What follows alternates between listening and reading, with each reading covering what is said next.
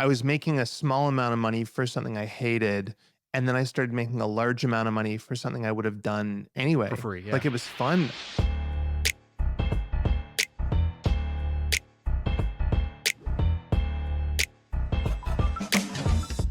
All right, what's up? We got our friend of the house, Andrew Wilkinson here. Andrew famously is the co-founder of Tiny. He started off as a barista, ended up creating a design agency that was super, super successful, designed Slack and a bunch of other popular Silicon Valley products that you may have used. Started buying businesses, read about Warren Buffett, read about Charlie Munger, started buying businesses, now owns like, a portfolio of 30 plus companies, I think, and recently took the company public and then stepped down to CEO. And Andrew is here on his vacation tour after stepping down to CEO. Andrew, good to see you, man. Your skin looks great. The glow looks good. You seem happy. You got that non-operator glow. Enough about talking how much of a babe you are. All right. So, Andrew, I sent you a voice note. You started off as a barista at a coffee shop and you've done very well in business. And I said, I want to know what were the different jumps, like income jumps that actually made a difference. And you said there was 4 levels. Yeah, totally. Well, I think the best money that I ever made was jumping from being a barista to making like $60 an hour. Well, so you go from barista, you start designing websites. So you go from $6.50 an hour to $60 an hour. And it sounds like that might have been somewhat happenstance. Was that intentional to make that shift, or just kind of you got an opportunity, a lucky bounce came your way? What made that shift happen? So I was working, making coffees every day for all the people who'd come in. And there's these 2 guys that would come in every single day. They'd roll in looking like they just got out of bed at 10 in the morning. They're probably like 5 years older than me. So like 24, 25. And they would just come in and they would sit on their laptops all day, just drinking espresso after espresso. And one day I asked them, what do you guys do? Like, don't you have jobs? And they go, oh, we're web designers. We just walk into random businesses. We ask them if they have a website. And then we say, we'll make one for $500. And so that day I was like, well, forget this. Like, I don't want to make the espresso. I want to be drinking the espresso. I want to be these guys. And so I went and I bought a book on web design. And a couple of days later, I walked into a place and sold the guy a website. And within a couple of weeks, I'd quit my job. Wait, did you know anything about design? Yeah, I did actually, because when I was a teenager, I had a tech news website and I knew how to use like Dreamweaver, like really basic web design and stuff. So it like wasn't rocket science to me. Like I knew these guys were smart, but they weren't, they didn't have any crazy qualifications. It was nothing I couldn't learn. And so I just kind of dove in and got lucky. Do you remember who you approached that first one? Yeah, it was a pulled pork barbecue joint. And it was this place called Pig here locally. And it was like, I think I got like $500 and some free pulled pork sandwiches. I basically got unlimited sandwiches for a while. That's pretty awesome. I was making a small amount of money for something I hated. And then I started making a large amount of money for something I would have done anyway. For free, yeah. Like it was fun. It was fun designing websites and coding websites. The first money I really ever made outside of like a college job when I was in school was I actually won a business plan pitch competition, and we won $25,000 of cash.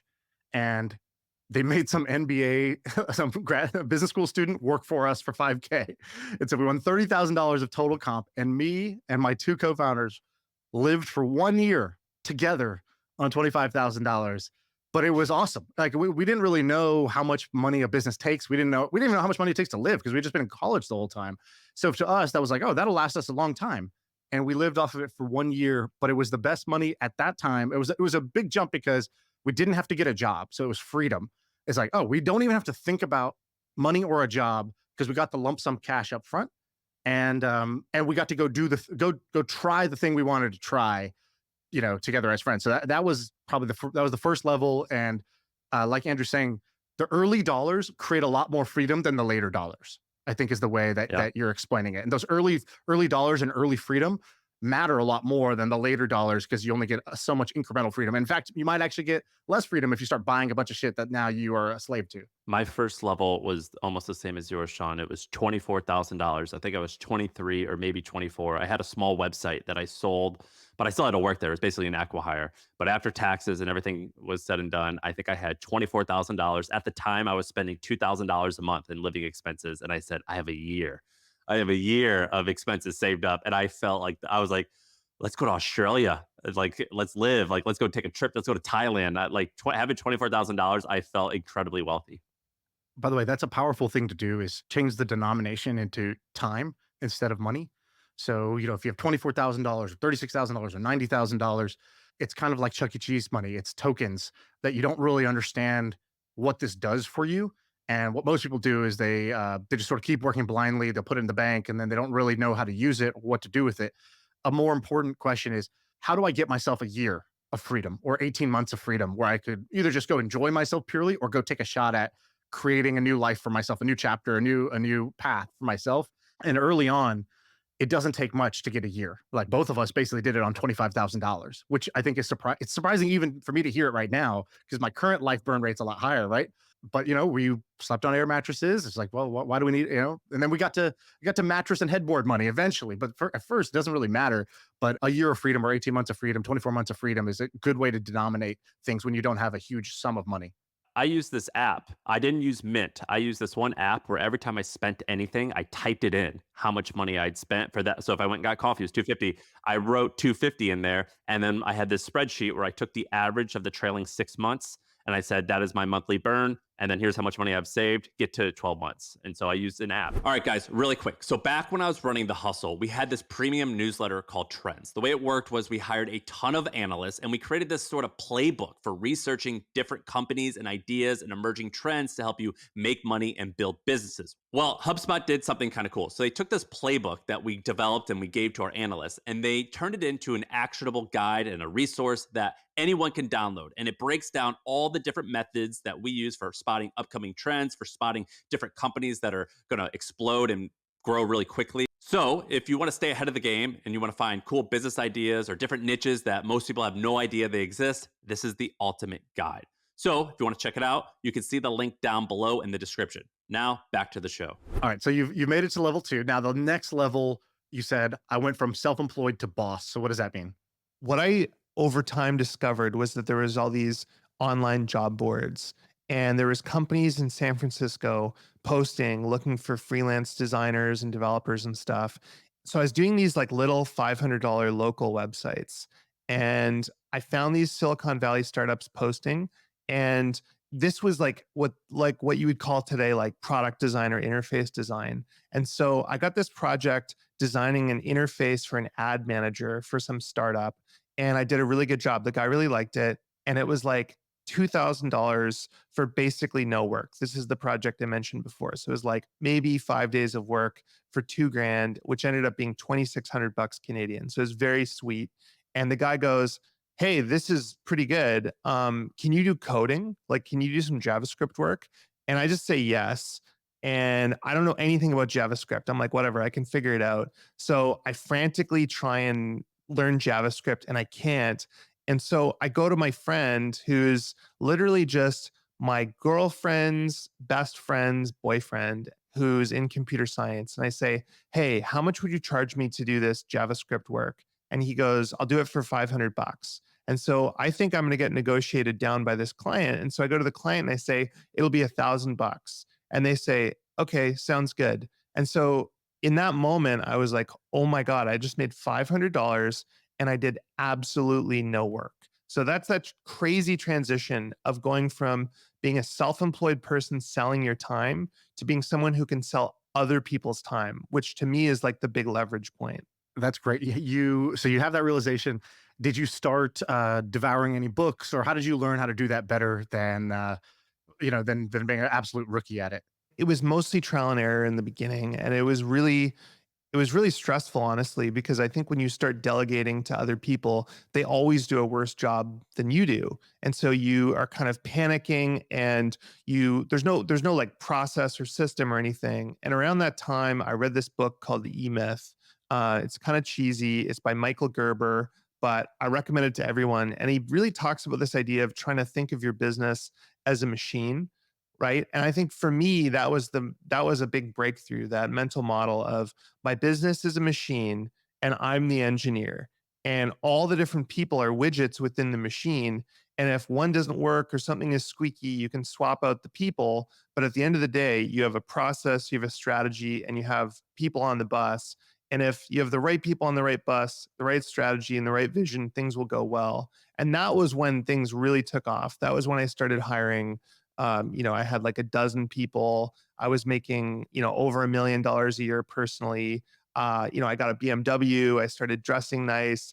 And really, that was like the kind of sloppy, like the first phase was like, okay, I can do all the stuff I wanted to do in college. I can buy beer, I can go out for a nice dinner and stuff. Wait, how old were you when you made your first is that million profit? Yeah, I think I was 20, 22 or 23, That's somewhere in huge. there. That's Oh huge. yeah, it was You amazing. you didn't go to college, right? Or you dropped out? I dropped out of college. I went to journalism school for like 2 or 3 months. So you did a million in profit 2 years into being an agency? I started when I was 19 years old. And so probably 4 years in, something like that, That's a 3 or 4 ton. years in. That's It massive. was Yeah. it was crazy. I mean, it felt like an absolute fortune, and frankly, it was. And at that point, like that was when I was like, oh, like I'll just buy whatever I want. Like I would walk into Best Buy and just buy like a crazy TV. I would buy, the best speakers money could buy. I would buy video games, like whatever an idiot 23-year-old wants to spend money on. I would spend money on that, and Like, your ultimately, I bill is found it like was very $800. You're like, "Okay, well, now what?" My tastes don't yeah, it even was match my income right now.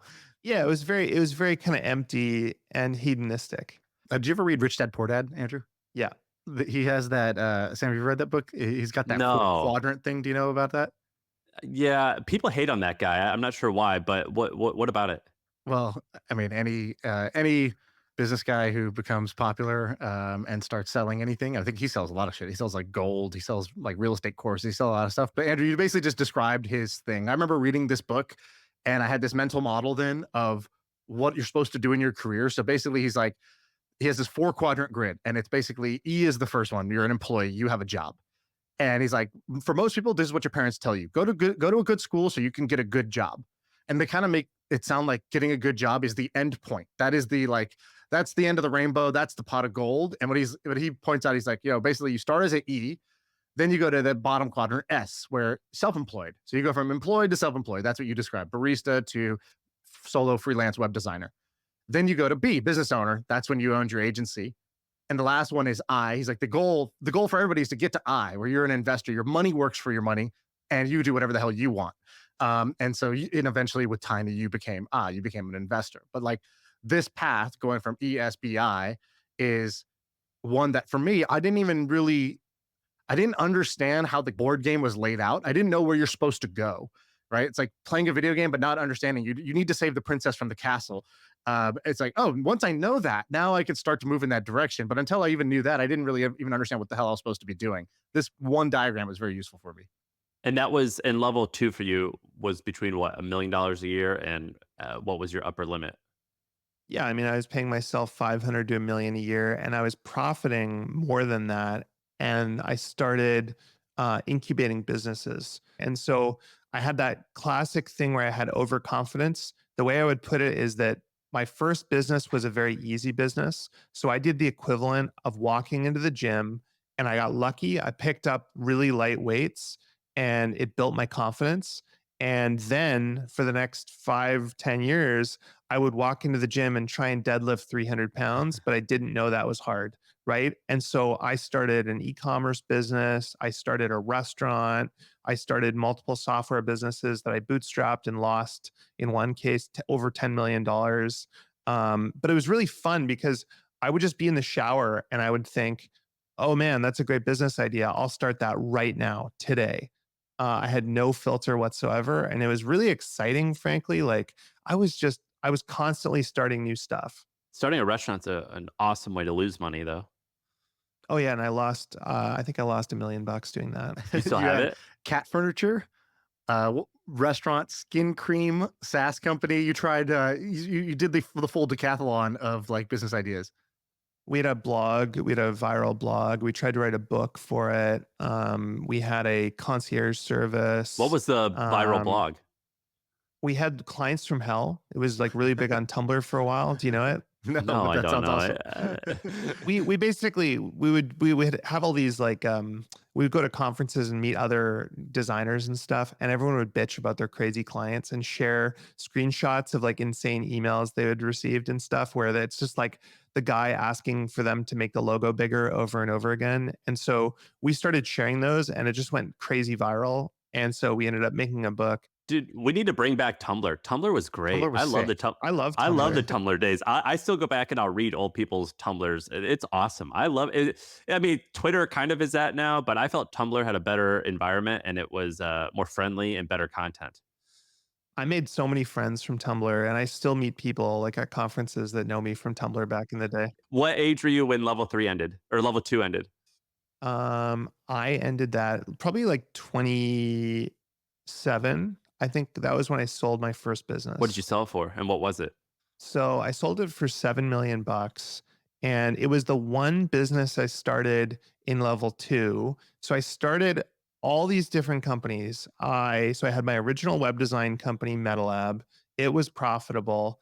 I would live off part of that profit and then the rest of it went to starting all those other businesses I talked about. The one business that worked was I met Toby from Shopify and Harley as well in 2010 at a conference.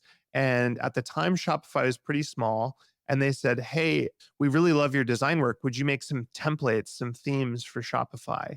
And I was like, "Oh, I guess we could do these guys a favor. They seem nice." I tried to get them to pay me, and they actually said, "No, no, no. This is going to be like a store, like Right. the iPhone App Store." And I was like, "Ugh, like, okay, I guess so." And so we did it. I literally thought we were doing them a favor and we put up a bunch of themes in their store and we started making like 10, What, $20,000 a what? A a month? month, like basically immediately. And what year was that? 2011 probably, 2011. 2010, 2011. All right, 2011, you're doing 20 or 30 grand a month. Is this called Pixel Union? It's called Pixel Union. And so I had the original design agency. I had Pixel Union, and that started making quite a bit of money. And then I had all these chaotic other businesses. And basically what happened was I decided that I wanted to have like a nest egg. I wanted to have enough money in the bank that I didn't have to worry about money anymore. And because what I had is cash flow. I had a ton of cash flow but I never kept much money in the bank. I'd spend whatever I needed personally. Everything else would get invested, even though I didn't really understand investing in these businesses I was incubating. And so I ended up getting an offer to sell that business for 7 million bucks.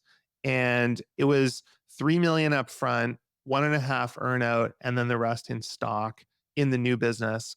And I remember I went to the ATM on the day it closed and I checked my balance. I was in like a strip mall and I saw 3 million. It was like 3,100,000 or something like that on the chit. And I was like, I'm done. Like I'm rich. I'm good forever. And that was a big mindset shift. Suddenly I had money, more money than I could use to incubate businesses. I'd also incubated a lot of businesses and I realized that starting companies is really hard. If you think about my failure rate, I probably started 10 different projects or companies and one of those worked really well. And so there's a lot of pain, and I had to lay a lot of people off and go through a lot of hard times to do that. And frankly, I felt pretty burnt out. And around that time, I was like, well, I guess I've got to learn how to invest. But to me, investing was something that like guys in suits did. Like it was super boring. I had no interest in real estate or stocks, but I'd always heard about Warren Buffett.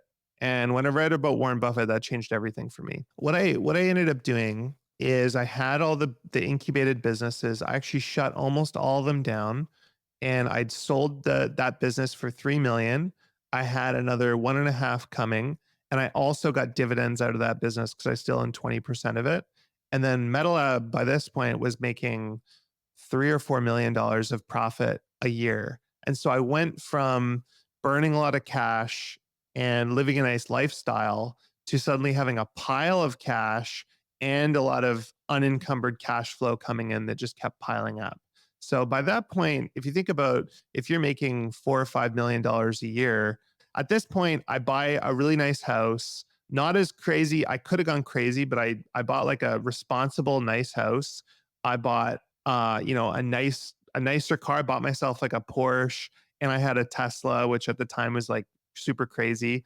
And I started getting into investing at this point. What was this 20% rule you had? So basically, I was like, I will spend up to 20% of my cash flow personally, and the other 80% has to go back to investing. And so I knew that, on 20% of 5 million bucks, I could live a pretty damn good life spending $1 million a year. I wouldn't go out of my way to spend that much Post-tax or pre? pre-tax. So I would basically live it up as much as possible, but then I also knew I'd always be compounding the rest. And that model actually worked really well for me because I didn't have this mindset that so many entrepreneurs have where they're like, shit, I got to live like a pauper and then I got to become a prince. I got to sell my company for some huge amount of money. I was just able to live on cash flows the entire time. Sam, can we talk about some of your Yeah, what the fuck is a popper? popper tendencies you had? As Sam chugged a Dr. Pepper while you were talking. So, Sam, what were you doing when you were building the hustle? How did you live? Were there any cheapskate Oh yeah. life hacks that you So did? my wife worked at Facebook at the time. So dinner was like I gave her Tupperware containers, and she would bring home prosciutto and cheese because they always had like charcuterie board. So I was, Dinner was yeah, sponsored by Meta every yeah. night. So I was on a prosciutto diet because that didn't get old fast. The second thing, I'm ashamed to say I did this, but listen to this. So do you guys remember when uh, Uber Eats and DoorDash and what were the other ones? Caviar. So these meal delivery services all came out at the same time, and you would get $20 for free for your first order. So I built a iPhone emulator on our computer where we created this ring where we were constantly referring each other to these like new. So I basically had like $5,000 of free caviar. So I would basically, people would be like, is your startup funded? I was like, no, but we are fueled. We're fueled by VC, but we're not funded. And so I did that for a long time. I also would sneak on the bus and not pay, and I would get caught all the time. But the thing is if they ask for your ID, you just say you don't have an ID. And so it's not illegal not to have an ID. So I got away with like 2 grand worth of bus tickets. Yeah, there's nobody checks in San Francisco on They the bus. did. I used to get in trouble all the time, but they would say, do you have your ID? I'm like, Slap I on don't the have an wrist. ID. So I'll tell you, but yeah, so hopefully there's a statute of limitations on these things because I definitely broke the law a little bit. I was also So I was on Andrew, a Whole Food scholarship as well. Let's just say that the hot bar was right next to the exit. so Andrew, when you were spending 20% pre-tax, that's like you're spending 40% of your post-tax money. That's a lot to be spending during that time. And then you shifted it. You once you started investing, you made a change. You're like, no more 20% rule. You changed it to some other rule, right? Right. What did you shift to? Yeah, I just kept dropping that percent over time. As the numbers got bigger, I just kept dropping it and dropping it and dropping it. And But not because you yeah, were so spending less. no, not necessarily. In some cases, I was spending more. The numbers just got bigger. So around this time, so I'll talk about some of the things I started doing. So I started angel investing. So I'd meet a friend or some interesting entrepreneur, and I'd invest 25 grand in their company. And if I look back, like I probably should have bought stocks in real estate. Like I didn't understand the lack of liquidity in that, and just how like high risk it is and crazy. So I have a whole bunch of investments from that era. I have no idea what's going to happen with them. But mostly, a lot of that time was actually spent having this breakthrough moment of realizing that I don't need to be the CEO, that I don't need to run my own companies. And so at that time, every single company, I was the CEO of it. So it was me and Chris. I'm the CEO, he's the CFO, and we're just jumping around like chickens with our heads cut off between all the different businesses. And when I read about Warren Buffett, I was just like, oh my God, this guy has abstracted business to the craziest degree, to the point where he doesn't actually do anything except for read and buy like one business a year. And the idea that you could just hire a CEO to run your company was kind of crazy. Like, I think a lot of people have this feeling around, why would someone come and work for me? I felt like that all the time. I'm like, Yeah, you're like, what are you doing? yeah, this it's like, why? Like, don't you know the math? Like, this doesn't make any sense. But then over time, you realize like people want stability and they want surety and they want to have health benefits and all this stuff you don't get. And so I realized like there's this whole other class of people where they want to run a company for somebody else. They want to be a CEO. They want to be able to make, millions of dollars, but they don't necessarily need to make like $1 billion. And that was crazy for me when I started hiring CEOs, because before I knew it, all the businesses started like doubling. And the reason they doubled was because I was only giving 20% of my time to all the companies. And frankly, I didn't know what I was doing. And I just started hiring better and better people to run my companies. And there's this crazy inflection point where we started spinning out the companies, hiring CEOs, and then buying new businesses and just putting CEOs in to run those businesses. And when we started doing that, the numbers scaled really, really quickly. So you did a lot of angel investing in this period, and we'll talk about the rest of the stage. But have you seen a good return from those investments? Because that was a good era. Yeah, I mean, I don't know, to be honest. The problem with angel investing is like I've slowed down, but I mostly just do it on gut. And so I think I have like 25 or 30 million dollars of venture, and it's just been this like death by a thousand paper cuts thing. So I think if you take that cohort, I had one, my friend Stuart, who we used to share an office with, I put 75 grand into his business, and then he sold it to Workday, and I 10x my money there. And I think that between that and a few other investments, I think I've definitely got my money back from that cohort, maybe made a good, a reasonable return. But the problem is I've just kept going and I don't really track it. Like it's all in one big Excel But spreadsheet you somewhere think and you've I don't made mark it. $25 million of angel investments? Yes, That's a ton. maybe even 30. That's an insane amount of angel investing. What?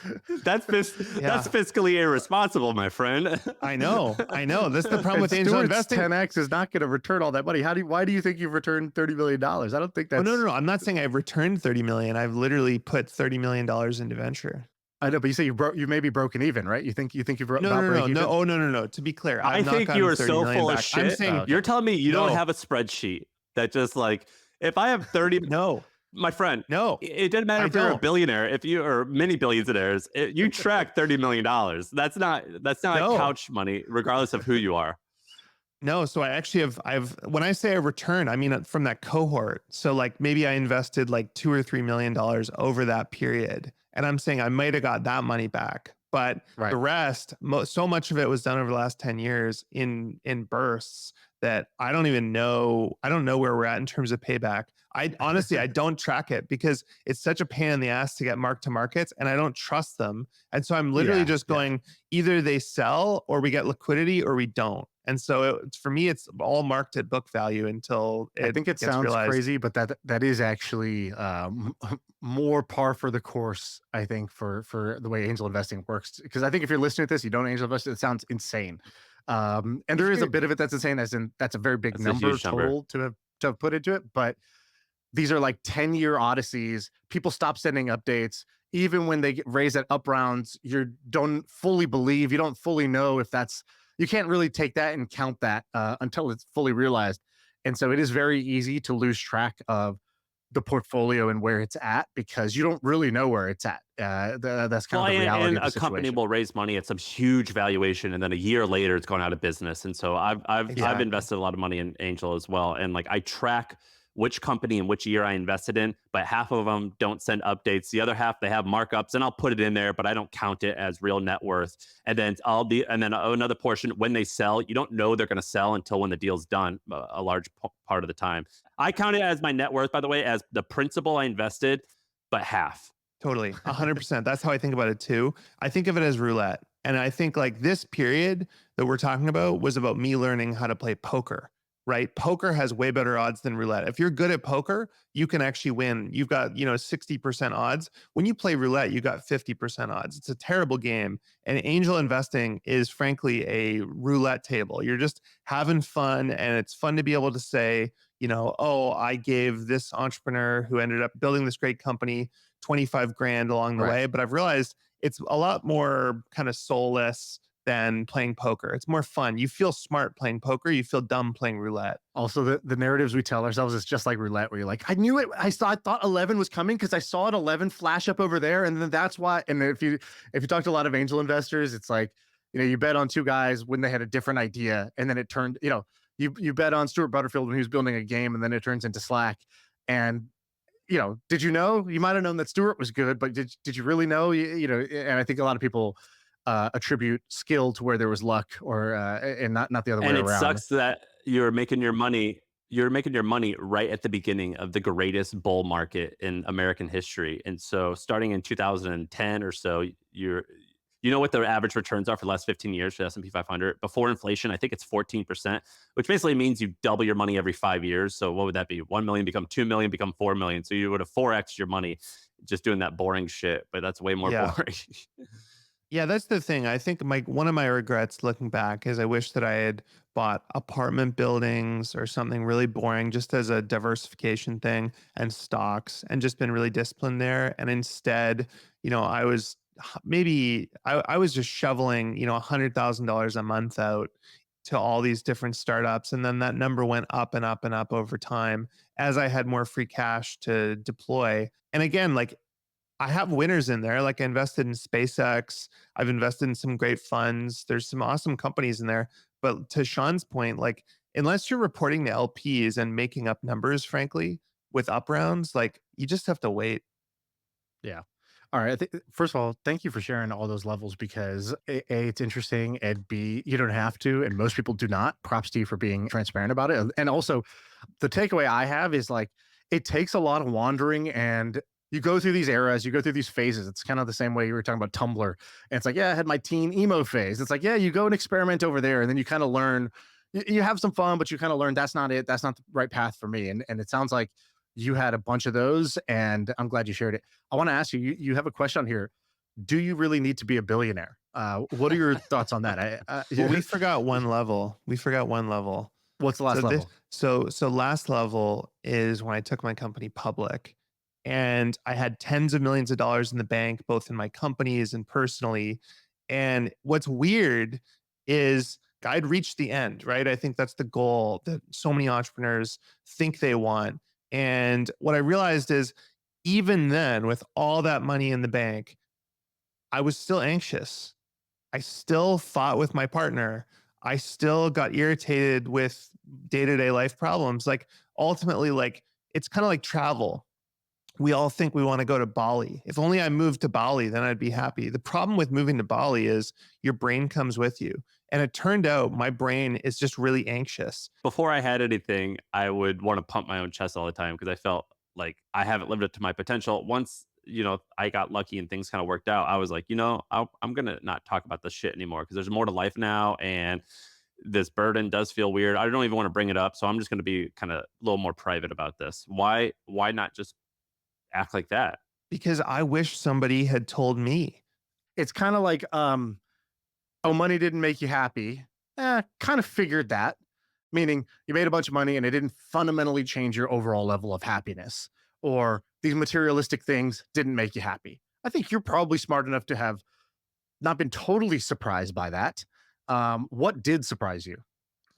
Well, I think what surprised me was the weight of the money, right? So, I wrote this in the prep doc, but like this question of like, do you really need to be a billionaire or do you want to be a billionaire? But you wanted to be. I wanted to be, I always wanted to be because I didn't have enough money growing up. Money was a four-letter word in our house, right? My parents fought about money all the time.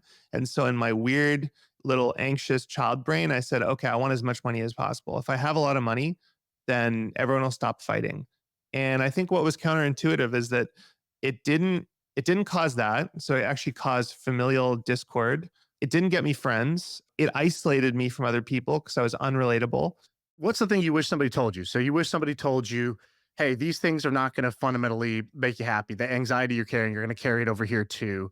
What do you wish that they told you instead? The question is like, what's the actual amount of money you want to spend each year that makes you happy? And just working in reverse from there and then figuring out, okay, what is my life's work after that? I think overshooting is a mistake that a lot of people make, myself included.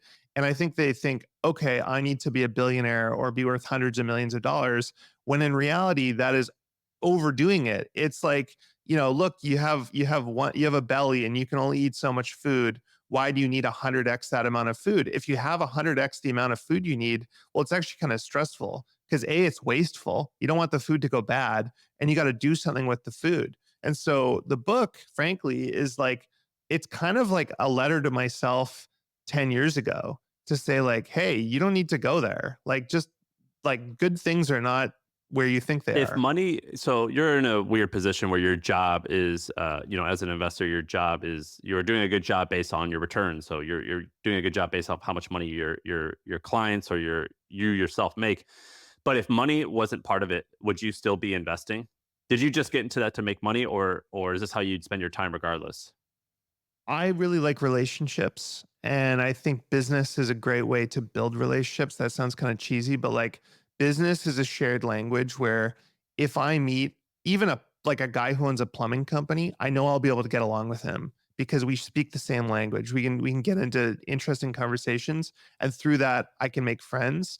And I've found that my for me like my zone of genius is like building relationships with people. And so if I can build relationships with people and invest in their businesses or buy their businesses, that like I'm really happy doing that. I love doing that.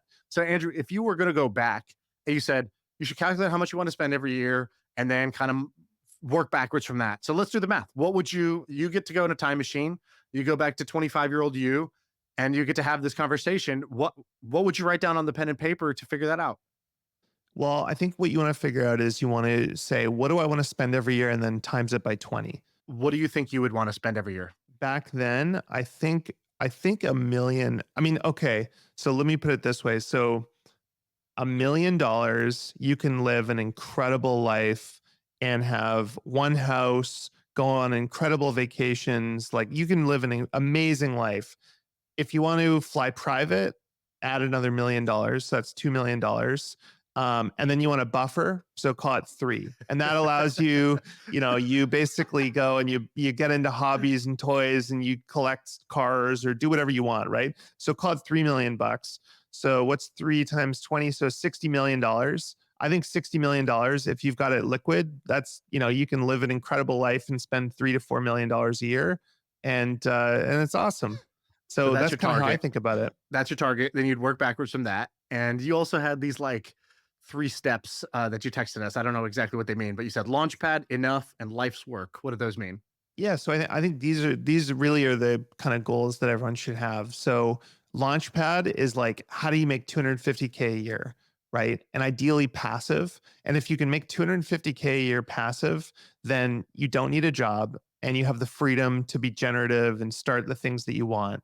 Past that, enough is like, what's the number? What's that number we were just talking about that you want to spend every year? And how do you work backwards from there? So phase one might be you start a business, let's say some online business, it makes you 250K a year passive.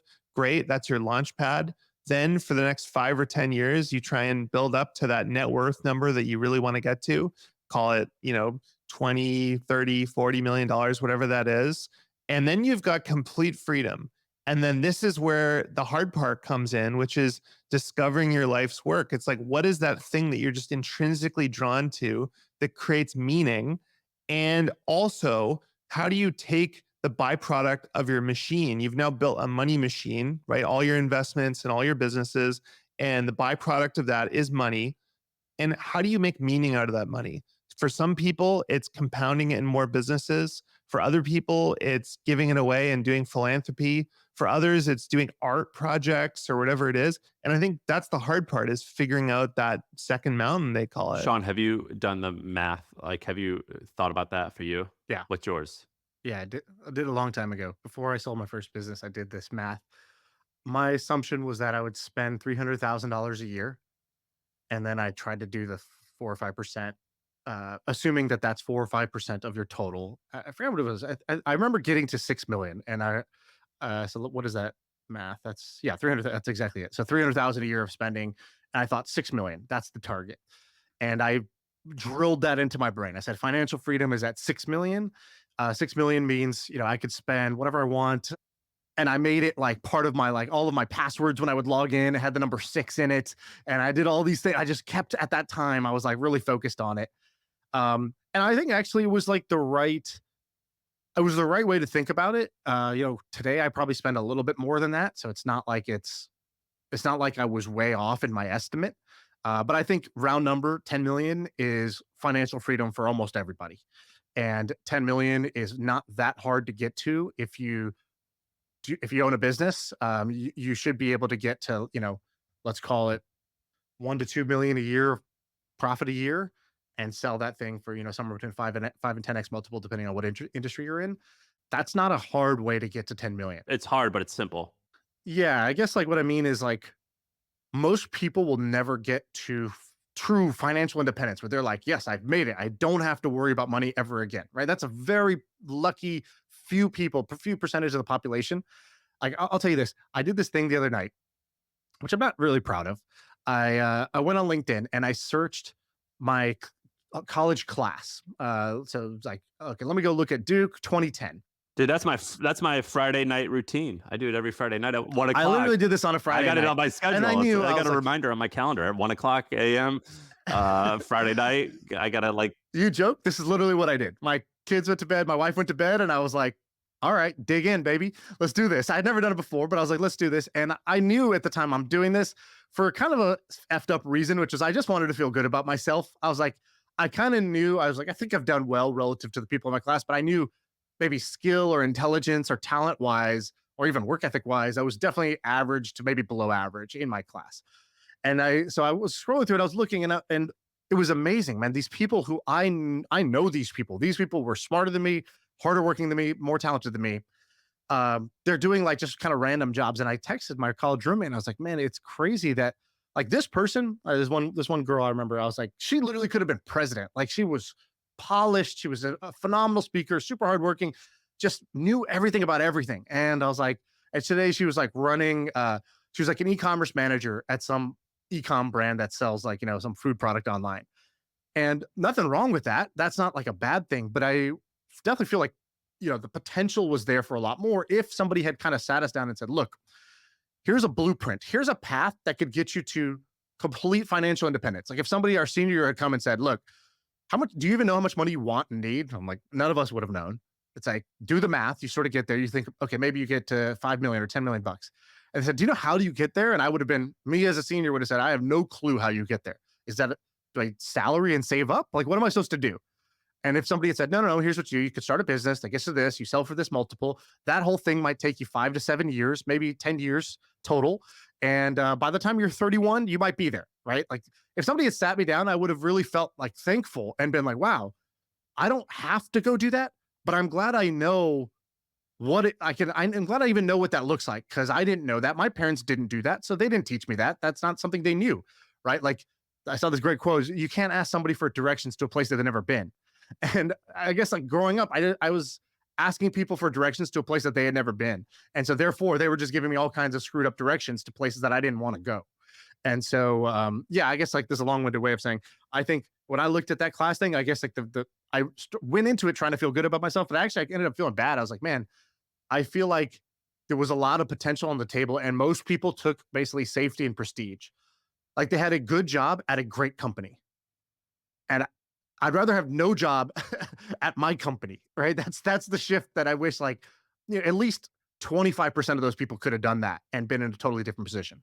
Yeah, I see so many people do this too with startups, where they go, my goal is financial freedom, and then they go and start a venture backed startup, and it goes back to that roulette versus poker, where it's like, look, if you just started a boring business, like a trash hauling business or window cleaning business or whatever it is, you get it to $1 or $2 million of cash flow, sell it or hold it, you're set for life.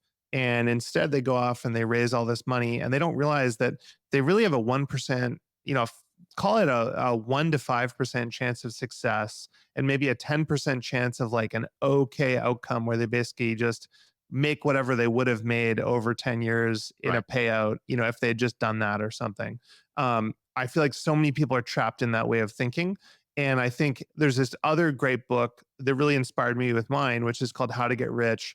That's the best book. I mean, that's by far one of the best business books I've ever Have you read it, Shaan? because I read part of it. I read like a third of it. the book, I mean, the real takeaway is it's similar to my book in some ways, right? Where it's like at the end of the day, the money ruined him, right? He became like addicted to money. And he basically in it goes, look, all my life I wanted to be a poet. And instead I got obsessed with money and addicted to drugs. And I wish that I just quit at 35. He said, he goes, I was a punch drunk boxer, but instead of boxing, it was making money. And I ended up spending $100 million on crack and whores because he actually he was a crack addict. And he died with a partner, and that was a prostitute. Like his then girlfriend was a prostitute he met. But the book has like 10 or 15 chapters, and each is a different lesson. But the main takeaway is that he's a really wealthy guy, and he keeps it real, beautiful writing, and he talks about how, he got drunk on it. And he talks about, I mean, this kind of thing we've been doing in this episode where we talk about the levels, right? What are all the different levels of wealth and what do they mean? And I remember reading it when my net worth was like 500 grand. And he's saying, oh, if you want to be really, if you might think like 50 million is a lot, but that's actually nothing. Here's what you get at 250 million. He's got and a like billion. the comfortably poor, the comfortably rich. Yeah, and he's it's got a bunch of different and all the levels. levels are quite high. You read that, you get very humbled. Are you looking up the levels right now? Yeah, I'm So gonna pull it up. I'm just gonna he read has some of two these. of them. He has levels of non-liquid money, and then he has levels of liquid money. And So he says wealth measured in cash in hand or quickly realizable assets. So kind of yeah, like liquidish assets. And what he says is 100 to 400K, that's the comfortably poor. 400 to 1 million, the comfortably off. 1 to 2 million, the comfortably wealthy. And then it goes the lesser rich, the comfortably rich, the seriously rich, that's 70 to 100 million. what does rich start at? 100 to 200, the truly rich. And then over 200 million, the filthy and super rich. Yeah, it's a great chart that he made. I love that chart. Yeah. And by the way, like, I guess for what it's worth, even though I just went on this rant about like how you can kind of reverse engineer your financial independence, I got to disagree with one thing that you said, Andrew. So I think you have am I characterizing this right? I think you have a belief, which is like, you should kind of like focus on these increments. It's like get to the 250K, get a few million in the bank, and then you start kind of finding your life's work as you go, right? You can decide how much money you really want, get to your enough number, and then figure out your life's work. Is that correct? Yeah. But I think that if you overshoot, that it causes a lot of stress. Right. I had a meeting once I want to tell you guys about. My company got acquired by Twitch, and Twitch hires this new guy, the guy who's currently the CEO of Twitch, this guy, Dan Clancy. And I go into Dan's office, and he's my new boss. And he's like, all right, yeah, I want to do a one-on-one. He has like 5 direct reports. I'm one of his direct reports. And he's like, I always I want to have a good relationship. I want to understand where you're trying to go, and then I can help you get there. So like, what's the dream for you? You're like I was like at L7 at the time. He's like, you want to get to L8? Like, the little ladder they create inside the company. And I think L10 is like the CEO, and there's no 9. It's like some weird system where you get to 8, then you either get to 10 or you don't Like get there. going clear in Scientology. Yeah, exactly. I think Bezos is a 12 or a 13 or something like that. And like, that's the top level. So he's like, what's the goal? And I was like, in my head, I was like, do I tell this guy I don't really give a fuck about being at this company, or do I have to lie and pretend I want to be here when I'm just vesting out for like the next year? I was like, all right, let's go with the truth. So I go, honestly, like, I did this deal. That's how I got here. That amount of money kind of matters to me. I want to vest that out. I want to have fun while I'm here. I want to do good work while I'm here. I want to meet cool people, but honestly, like, not looking for a long-term fit here. There's not a one-night stand. It's like a 1-year stand for me. And I tell him this, and he said, okay, great. He doesn't flinch. And I'm like, okay, I respect this guy. And he goes, so I don't want to waste my time then trying to figure out like, your path here. But he's like, I also don't want to check out on you. And I was like, oh, thank you. I was like, that's my hesitation. I didn't want to tell you that because I didn't want you to just totally write me off as like a guy you don't want to spend any time with for the next year because I'm not a part of the long term. He's like, no. And he goes, so tell me, what is the plan then outside of here? And I go, and this is where I went to like, this is how I used to think at the time. I had this insecurity, which made me want to say something very ambitious. I thought, I live in Silicon Valley, and in Hollywood, you're measured on your beauty and your IMDb. In Silicon Valley, it's how ambitious is your story? What are you trying to change and disrupt and all this stuff? So I said, I really want to start a school, like a university. So I go to the speech and I tell them this thing, and I don't know if you guys have ever done this, but you have your material as an entrepreneur. You're saying it to your employees, your investors all the time. You have these speeches, and you kind of know the reaction that you get. And if you always get like a nodding, like, oh, wow, that sounds great. It sounds really well thought through. That's a great framework for that. You start to get used to that. So I give them my framework. I say, to do this, you need 3 things. You need skills, you need capital, and you need connections. And what I'm doing right now is the next 3 years, I'm building those 3 up.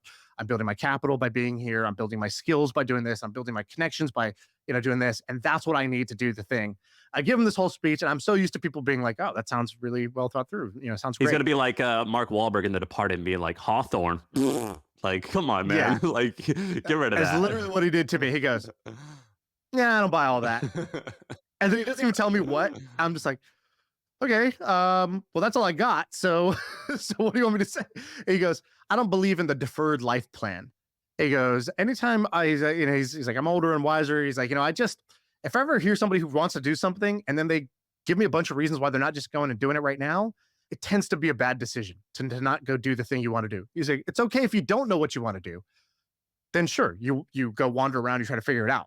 But if you know, he's like, you're an entrepreneur. If somebody told you they wanted to start a business, would you tell them first go to business school, read these 10 books first, then go start, go do a practice session doing this, go hire a coach? No, you tell them like, start the business and you'll figure it out as you go. That's how you get good at business, by doing business. There is no real substitute to getting good at the thing besides doing the thing." And he goes, "If you want to do that, you should go do it. I don't believe in the deferred life plan." And ever since he said that to me, there's something good about getting just like served like that, just getting owned to your face. And you're like, huh, thank you. That was like a real gift that you gave me, because you could have just like everybody else just nodded along and said, all right, sounds good. Good luck. And instead, he kind of shook me up a little bit and changed my frame on that. And so that's the only one thing I would say, Andrew, is like, you have this thing of like, go figure out your life's work, which is, I don't know, maybe a better plan is to like start by saying, what do I really love doing? Or you loved designing websites, designing products. And you might have just been happier doing that. And you might have made as much money if you had just like gone for that, versus I think the way that maybe you did things, but definitely the way I did things, which was first, I'm going to go make the money, then I'm going to do the things I want. And actually, as I look back now, and if I was going to give advice to myself now, I would say, I don't think you need to do it that way. That works. That is one way to work, to make it work. But you might be better off just going and trying to do the thing if you know what the thing is. Do you know that parable, the fisherman and the businessman? Do you know that one? Yeah, love that one. So good. Tell it. You can tell it. There's this like, Wall Street guy, and he's on vacation on a small tropical island, and he sees this man who's fishing down by the water, and he walks up and he says, "Hey, what are you up to?" And he says, "I'm fishing for the morning, and I'm going to get a fish and I'm going to feed my family." And the guy goes, "Oh, will you ever think about turning that into a business?" And he goes, "Well, how would that work?" And he says, "Well, first you get a couple other buddies and you fish more, you get more fish, and then you sell them at the market. Well, and then what? Well, and then you would buy a boat, and you'd be even more efficient, and you could freeze them and you could ship them all over the world, and you'd have a great business." And then he goes, "Well, and then what?" And then he says, "Well, you did then get a fleet of ships. Well, and then what after that? Well, and then you take the company public. And then what? Well, and then you could retire and you could just fish all day." And so the joke is like, the guy is already doing the thing he loves. Why would he go and build this big business? And I think it's like, look, do you want to chop wood in your backyard, or do you want to own a sawmill? Do you want to be Jiro from Jiro Dreams of Sushi, or Steve Ells from Chipotle? I think that is the ultimate question of like, what is your happy place and how can you optimize your life around being in that?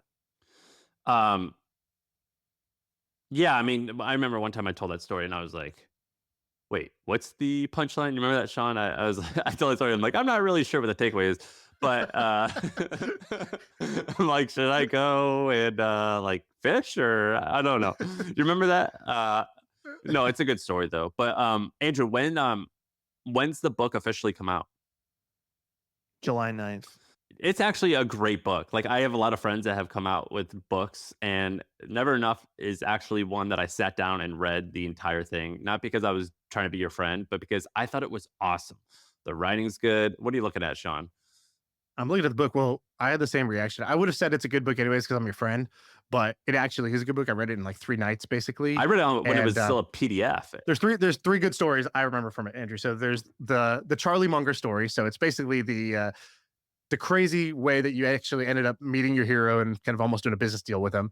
There's the Pixel Union sale and then buyback story. I thought that was a great one, of kind of like your first big win in terms of an exit. And you shared the numbers and you talked about how it went down and then like how it went slightly wrong. I like that story. Um, and then the last one, I won't give away the ending, but the ending is dope. And the ending was so good. I was like, did he just do this for the book? Like, I was like, did he just make this ending so like he needed a good ending for the book, so he just did this thing in real life, or was that real? But it was a very good way to end the book. I liked it. It's all real. Dude, thanks for doing this again. And Never Enough. What's the best place to buy it? A website or on Amazon? Does it matter? Yeah, just go to neverenough.com. There's all the links there, or you can just go on Amazon and buy it there. And that's the pod.